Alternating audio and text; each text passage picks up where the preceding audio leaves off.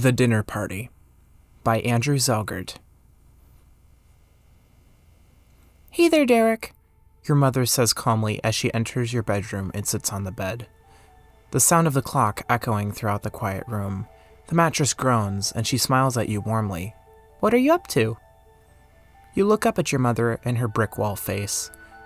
Though her skin was flesh and not actual wall, it was the best way you could think of to describe her expressions she simply lacked. There were times when shadows of an emotion could be seen across her red-toned face, but most of the time it was simply a wall, a blank sheet of drywall so rigid it would never change, never bend. I'm looking at my scrapbook, you reply as you look down at the collection of magazine clippings and shreds of newspaper, neatly and orderly placed within their perfectly composed collection. You love your scrapbook. Every piece had been carefully glued in place, trimmed with precision. You frequently research methods to produce crisper edges and sharper cuts to enhance your already marvelous collection. You knew your mother would love to hear all about it and immediately showed her the latest page.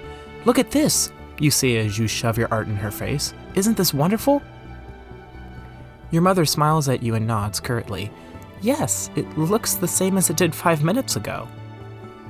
But now there's a frog in it, you exclaim as you gesture to the frog with the fishing pole sitting atop a bird's nest, overlooking a dance party below. Each character had been carefully measured and tweaked to fit into the scene.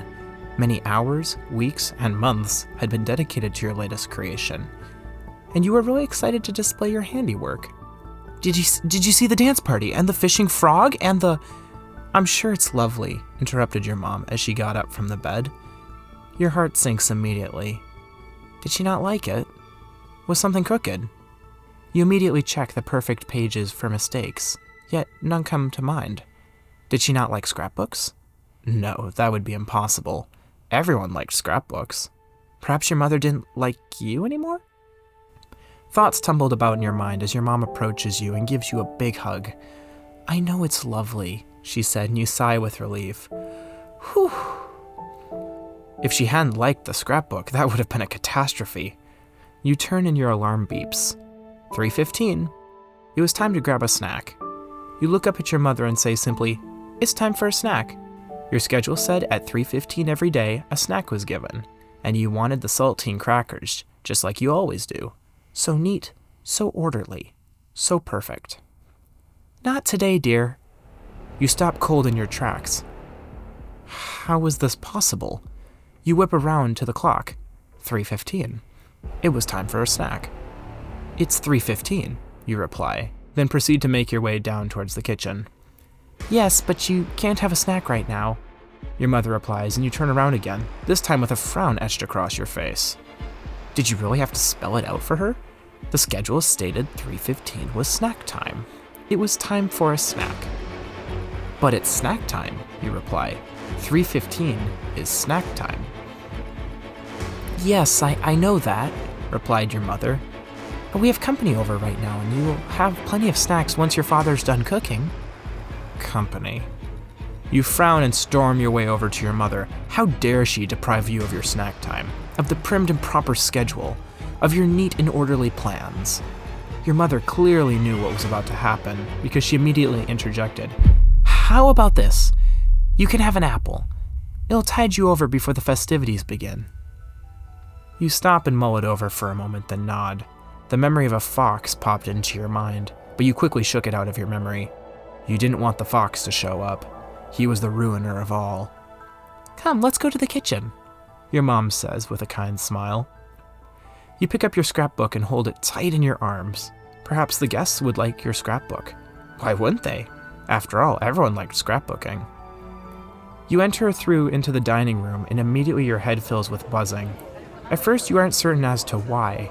Then it occurs to you that many people are standing around the table, holding glasses filled with fizzy amber liquid. They all turn to you and immediately you feel like a spotlight has been placed upon you. The buzzing stops.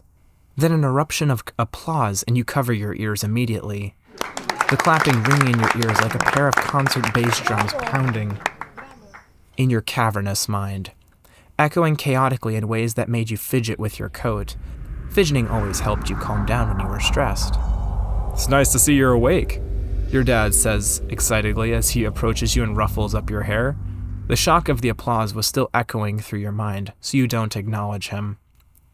The buzzing returns. Conversation dotted throughout the room. You can hear every single voice, yet you cannot make head or tail of what anyone is saying. But one thing is for certain, everyone has something to say.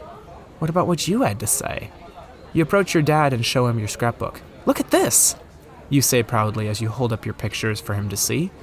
That's nice, kiddo, he replies through the distortion of buzzing. He turns to the stove and stirs the pot. I need to watch the buzzing came crashing over his voice like a tidal wave, and once again, your dad falls on deaf ears. What did you say? You ask, desperately straining your ears for comments on your scrapbook. Unfortunately, your dad's voice is drowned in the buzzing, and there was nothing to be done. You have learned from experience the best thing to do right now is to smile and nod, even if you didn't hear what the speaker had said. All right, who's ready to open presents? Asked your mother as she approached the group. Fred is still wrapping up the chicken stock. Let's let Derek see what he got this year. Everyone nodded. You frown and turn to your mom. Who is the chicken stocking? What? Your mother asks, her brick wall face giving nothing away. You said the chicken is stalking someone, you say as you cock your head to one side in confusion. Do chickens realize how rude that is? Your mother laughs and replies, No, it's soup, not creepy chickens. She looks up and says, You go join the guests. I'm gonna go grab the camera. She races off toward your room, and you turn toward the guests. If your mother wants you to join them, you would.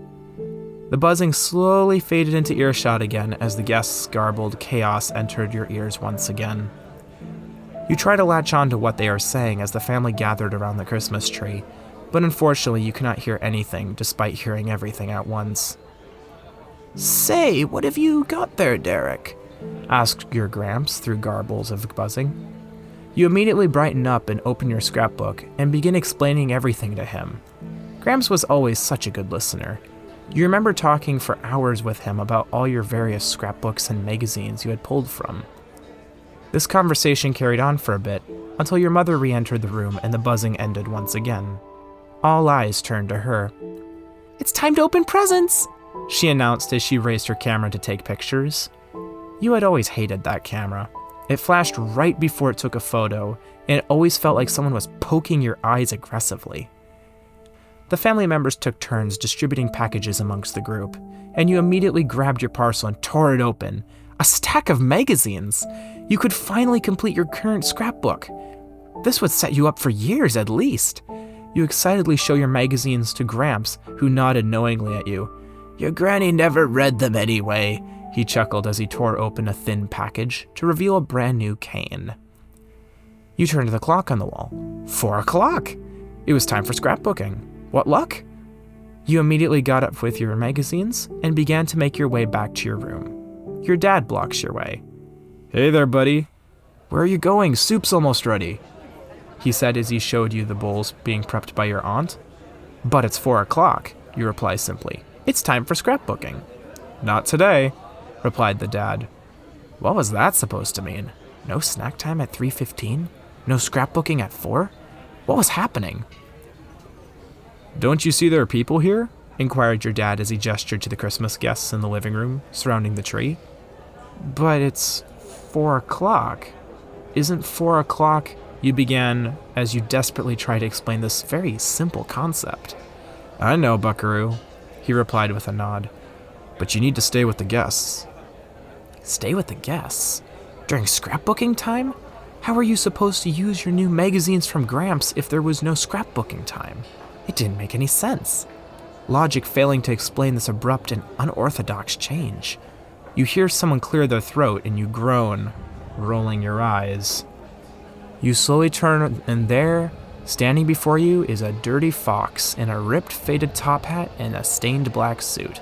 Hello, Derek, sneered the fox. Not today, you say as you turn away from the fox. Every time you show up, everyone gets mad at me. You just ruin all. You only want to bring disorder to everything. To be sure, I am the physical manifestation of your problems. I am well aware. replied the fox as he toyed with his ripped top hat.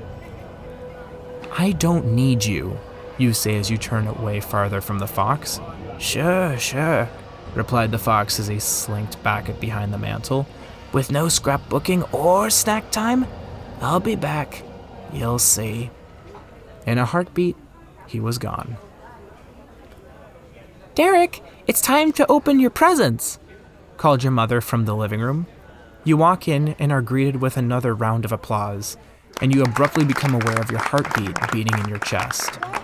Thump, thump, thump.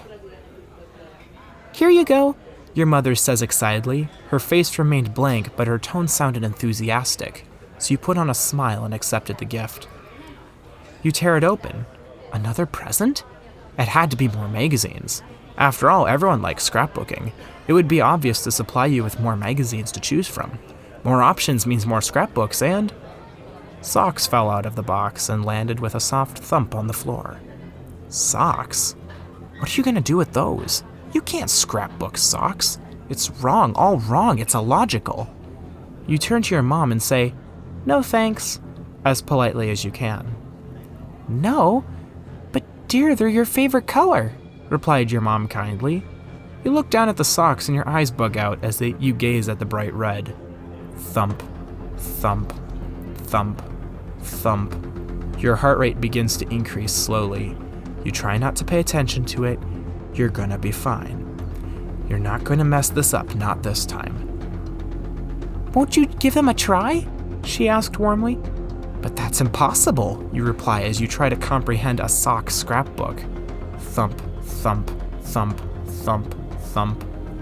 Your heart is increasing way too quickly. You glance around the room as the horrible buzzing returns. Your breathing begins to steadily increase. Dear, what's wrong? She asked as she reaches out a hand. You cover your ears to block out the buzzing, trying desperately to calm yourself down. Dinner's ready, exclaimed your father from the kitchen, and immediately the sounds of bustling could be heard as the buzzing amplified. As everyone approached you like a stampede, too much was happening at once. You turn to the clock on the wall. It's 4:12. You can't have dinner at 4:12. Dinner must be served at 6:30. You turn to your mother and say, "We can't eat right now." "But your father just finished making supper," she replied. "But it's not 6:30. You reply as your mind begins to spin like a whirlwind. Thump, thump, thump, thump. I get that, replied your mom as she stares at you stone-faced.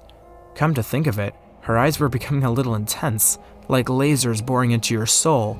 You try to look away, but the heat of her laser eyes was becoming too much for you. None of this made any sense. What was happening? Why was this happening?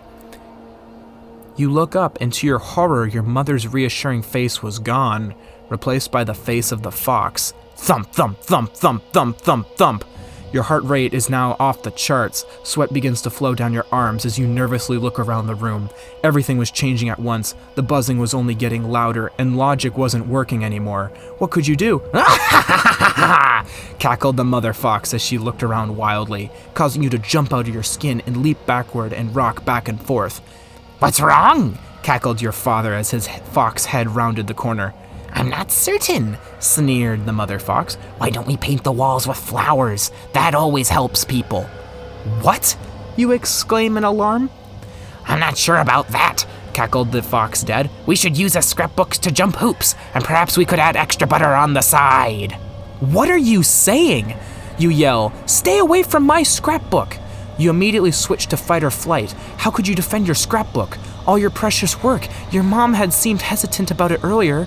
She evidently hated it. She was seeking to destroy it. You grab a pillow and throw it at the foxes, but the foxes only gnashed their teeth. Perhaps we could provide mashed potato arms, then stake the bowls to the countertop.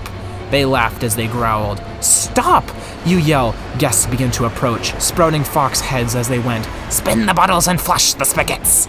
Tea time shall be served at nighttime. Let's paint the grass blue. None of this chaos made any sense to you. You try to introduce logic, but at this point the world is spinning so fast it's distorting. You cannot see straight, and a migraine is developing within your skull.